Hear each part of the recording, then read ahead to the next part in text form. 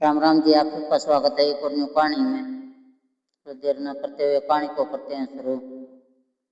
दो बहुओं में फर्क। सास ने लिया ऐसा फैसला कि पूरा परिवार हैरान रहेगा। एक गांव में गोपाल नाम का किसान रहता था। उसके दो बेटे थे, अमित और सुमित। दोनों की शादी हो चुकी थी और घर में दो बहुएं थी, रीमा और पूजा।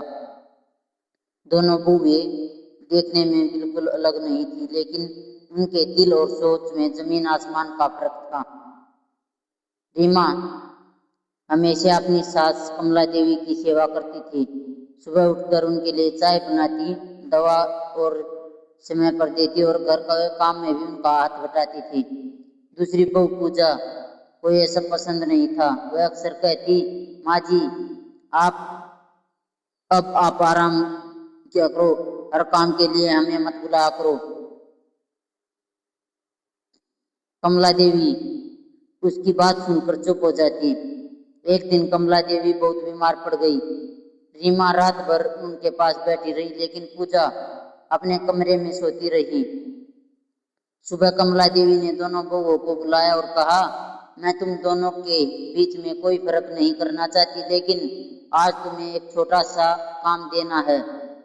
उन्होंने दोनों को एक एक पौधा दिया और कहा, इसे ऐसी जगह लगाना जहां यह सबसे ज्यादा सुरक्षित रहे। एक साल बाद मैं देखूंगी किसका पौधा ज्यादा अच्छा हुआ है। दोनों बहुएं पौधा लेकर चली गई।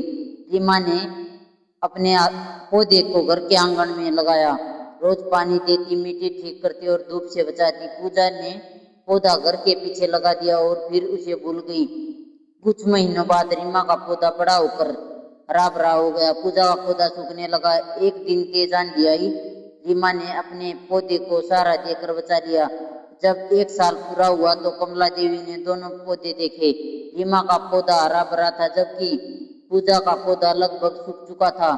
कमला देवी ने पूजा से कहा, बेटी, पौधा सिर्फ पानी से नहीं बढ़ता, उसमें समय, देखभाल और प्यार की भी जरूरत होती है। फिर उन्होंने रीमा की तरफ देखा और कहा, परिवार भी बिल्कुल इस पौधे की तरह होता है। पूजा को अपनी गलती समझ आ गई। उसे एहसास हुआ कि उसने अपनी सास को कभी भी उस पौधे की तरह अकेला छोड़ दिया था, जबकि रीमा ने उन्हें माँ की तरह संभाला। पूजा की आंखों में आंसू आ गए। वह अपनी सास के पैरों में बैठ गई और बोली, माँ जी, मुझे माफ कर दीजिए। मैंने आपको जिम्मेदार ही समझा, रिश्ता नहीं। कमला देवी ने उसे गले लगाकर कहा, बहू, घर में दो बहुएं होना फर्क की बात नहीं, फर्क तब पड़ता है जब दिल में अपनापन कम हो जाए।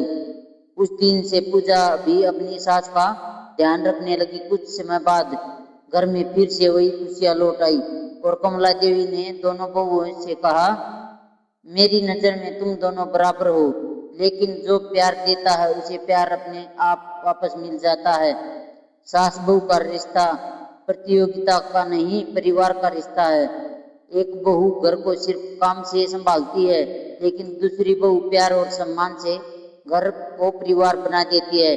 इसलिए किसी रिश्ते की कीमत उसके काम से नहीं, उसके छिपे अपनेपन और सम्मान से होती है। अगर आपको कहानी पसंद आई हो तो लाइक, कमेंट और चैनल में सब्सक्राइब करें और कमेंट करके बताएं भाई ये कहानी आपको कैसी लगी। Thank you.